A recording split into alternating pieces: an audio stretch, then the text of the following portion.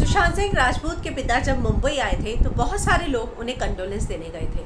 लेकिन क्या आप जानते हैं कि वो कौन था जिन्होंने आगे जाकर उन्हें बहुत ही ज़्यादा दिलासा दिया? उसका वो जिक्र करते हैं अपने इंटरव्यू में और कहते हैं कि रिया तो नहीं, लेकिन हाँ, कृति ज़रूर आई थी मेरे पास और उसने मुझे बोला था कि बहुत ही प्यारा लड़का था।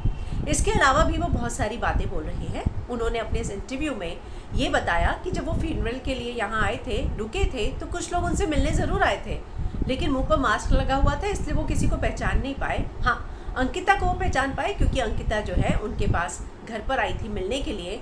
फ्यूनरल में भी आकर बहुत लोग मिले। मैं आपको याद दिला दूँ, विवेक ओबरॉय, श्रद्धा कपूर, कृति, रणवीर शौरी, बहुत सारे लोग जो है, राजकुमार राव पहुँचे थे अंतिम दर्शन के लिए। तो उनके पिता कहते हैं कि मुझे याद नहीं है, सब मास्क में थी और सब ने, मैं सबको पहचान तो नहीं पाया, लेकिन कृति सैनन ने मुझे आकर बोला था, मुझे दिलासा दिया था, मेरे साथ आकर बैठी थी।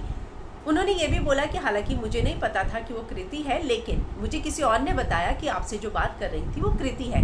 साथ ही उन्होंने बिहारी लैंग्वेज में ये बात कही। उन्होंने बोला कि हमने सिर्फ कृति मिली, वो बैठकर बात किया हमसे, हम तो बात नहीं किया, बस वही बात किया, और किसी ने मुझे बोला कि वो कृति है, तो तब मुझे पता चला कि हाँ, वो कृति सैनन है।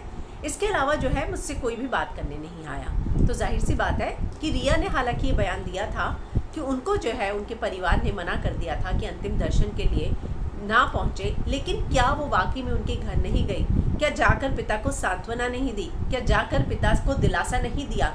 क्योंकि उनके पिता ने ये बोला कि मुझे अंकिता का ही याद है और कृति आई थी, ऐसा मुझे किसी ने बोला कि जो आपसे बात कर रही थी वो कृति थी। तो इस तरह की बात जो है उनके पिता ने एक इंटरव्यू में कही है। और इससे पहले भी मैंने आपको बताया जो उनके पिता ने इंटरव्यू दिया उसमें वो किस तरह से अपने बेटे को याद कर रहे हैं।